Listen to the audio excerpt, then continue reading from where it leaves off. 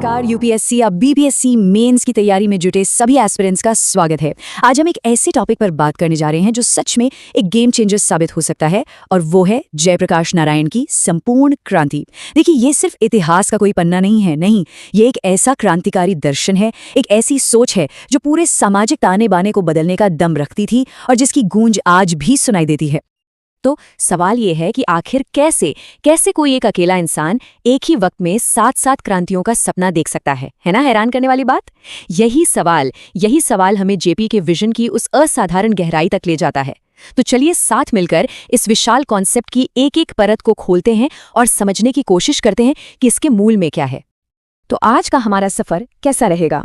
सबसे पहले हम जेपी की विचारधारा की यात्रा को समझेंगे, फिर ये जानेंगे कि आखिर उन्हें क्रांति की जरूरत महसूस ही क्यों हुई।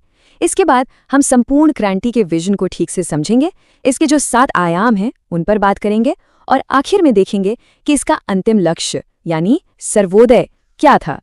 तो चलिए शुरू करते हैं। देखिए, संपूर्ण क्रांति की इस विशाल इमारत को अगर समझना है तो सबसे पहले हमें इसके आर्किटेक्ट यानी जयप्रकाश नारायण को समझना होगा। उनकी जो आइडियोलॉजिकल जर्नी रही है ना, मार्क्स से लेकर सर्वोदय तक की, वही इस पूरी क्रांति के दर्शन की असली चाबी है।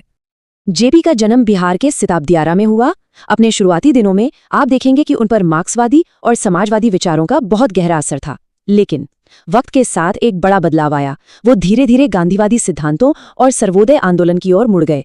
ये उनकी एक तरह की वैचारिक खोज थी, एक सफर था जो 1970 के दशक में आकर संपूर्ण क्रांति के विचार के रूप में अपने शिखर पर पहुंचा। तो सवाल ये है कि आखिर वो कौन सी वजहें थीं, वो कौन सी चिंगारी थी जिसने जेपी के मन में इतनी बड़ी क्रांति की आग जला दी। इसका जवाब छिपा है भारतीय समाज के उनके डायग्नोसिस में, कि उन्होंने समाज की नब्ज पकड़कर क्या महसूस किया। चलिए देखते हैं कि वो कौन सी गहरी जड़ें जमा चुकी समस्याएं थीं जिन्हें वो जड़ से उखाड़ फेंकना चाहते थे। जेपी ने जो देखा वो बहुत परेशान करने वाला था। उन्हें लगा कि भारतीय समाज को जातिवाद, सांप्रदायिकता, लैंगिक भेदभाव और खास तौर पर भ्रष्टाचार, ये सब दीमक की तरह अंदर ही अंदर खोखला कर रहे हैं। अंधविश्वास भी एक बड़ी समस्या थी, और जेपी के लिए ये सिर्फ कोई पॉलिटिकल इश्यूज नहीं थे, नहीं, ये एक मॉरल क्राइसिस था, एक नैतिक संकट, एक ऐसा नासूर जिस पर छोटे मोटे सुधारों का मरहम काम नहीं करने वाला था। तो इन्हीं गहरी जटिल समस्याओं के जवाब में जेपी ने अपना सबसे शक्तिशाली विचार सामने रखा, और वो था संपूर्ण क्रांति का विजन। ये समझना बहुत जरूरी है कि ये कोई छोटा मोटा सुधार या कोई पैचवर्क नहीं था, नहीं, ये तो सिस्टम के हर एक हिस्से में एक टोटल, एक होलिस्टिक ट्रांसफॉर्मेशन का बिगुल था। तो संपूर्ण क्रांति है क्या?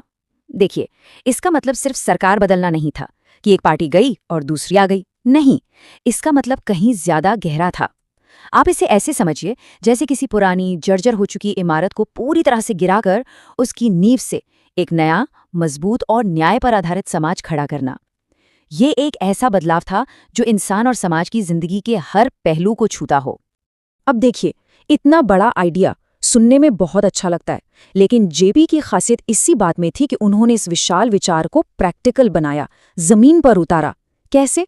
उन्होंने संपूर्ण क्रांति को 7 अलग अलग लेकिन एक दूसरे से जुड़ी हुई क्रांतियों में बांट दिया, जो इस क्रांति के 7 स्तंभ बने। तो ये 7 क्रांतियां कौन कौन सी थीं? सामाजिक, आर्थिक, राजनीतिक, सांस्कृतिक, फिर वैचारिक और बौद्धिक, शैक्षणिक और आखिर में आध्यात्मिक।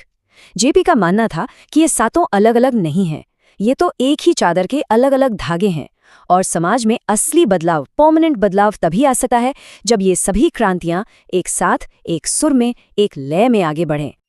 अच्छा, तो इन 7 क्रांतियों को करने के बाद पहुंचना कहाँ था? मतलब इसका फाइनल गोल क्या था? जेपी आखिर किस तरह के समाज का सपना देख रहे थे? उनका अंतिम लक्ष्य था सर्वोदय, यानी सबका उदय। किसी एक वर्ग का नहीं, किसी एक जाति का नहीं, बल्कि हर एक इंसान का उदय।